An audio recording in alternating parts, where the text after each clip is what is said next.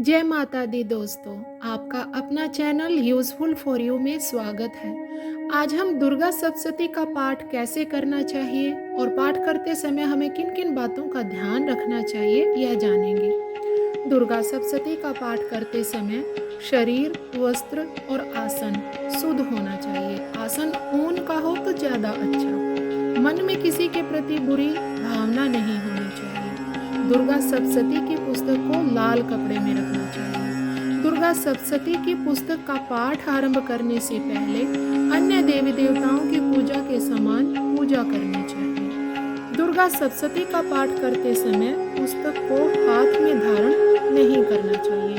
पुस्तक को चौकी आदि पर लाल कपड़ा बिछाकर उस पर रखकर ही पाठ करना चाहिए। दुर्गा सप्तशती के पाठ को जब आप आरंभ कर चुके हों तो उसे बीच में अधूरा छोड़कर ना उठें। यदि आपको किसी कारणवश बीच में उठना पड़ रहा है तो आपको फिर से उसी अध्याय से पाठ आरंभ करना है, तभी वह अध्याय हमें पूर्णतः फल देने वाला है। दुर्गा सप्तशती को बड़ी स्पष्टता से पढ़ना चाहिए और अति शीघ्र अर्थात बहुत जल्दी जल्दी भी नहीं पढ़ना चाहिए। रसयुक्त भाव से पढ़ना चाहिए, जैसे सर्वमंगल मांगल्ये शिवे सर्वार्थ साधिके शरण्ये त्र्यंबके गौरी नारायणी नमोस्तुते।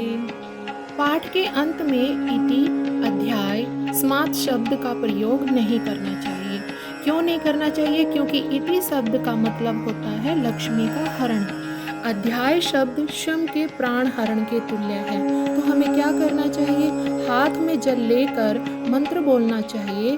ओम जय जय मार्कंडे पुराणे सावर्णिके मवंतरे देवी महात्म्ये प्रथमः ओम तत्सत्। यदि स्वयं के लिए पाठ कर रहे हैं तो सत्यः संतु मम कामः बोलना चाहिए। श्री जगदम्बार्पणमस्तु बोलकर जल पृथ्वी पर छोड़ देना चाहिए। दुर्गा सप्तशती का पाठ प्रारंभ करते समय हमारे माथे पर तिलक होना चाहिए।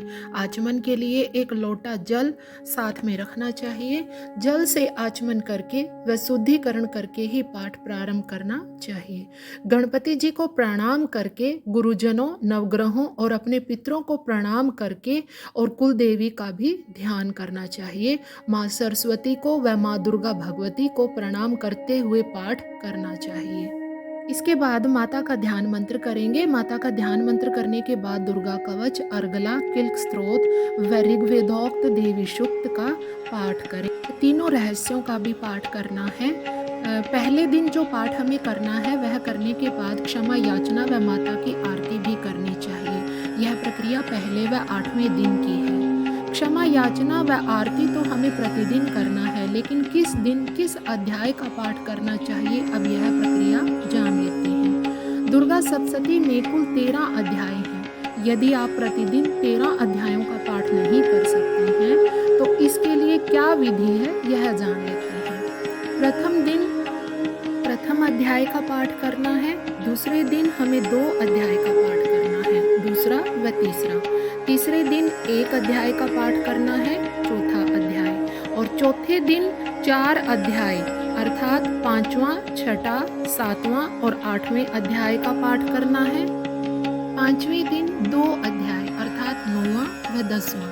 6ठे दिन 1 अध्याय अर्थात 11वां अध्याय और 7वें दिन 2 अध्याय अर्थात 12वां व 13वां और 8वें दिन अर्थात महाअष्टमी के दिन तीनों रहस्यों का पाठ करना है, क्षमा याचना करना है और हवन व कन्या पूजन भी करना चाहिए।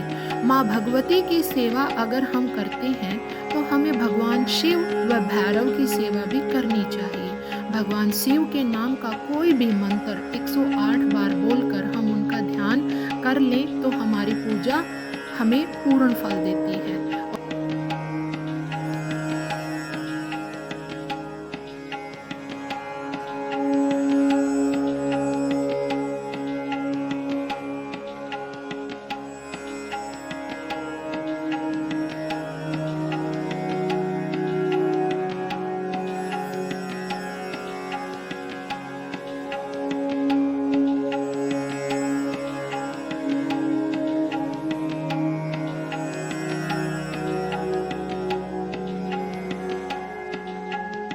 दोस्तों, दुर्गा सप्तशती का पाठ करने का यह बहुत ही सरल तरीका है।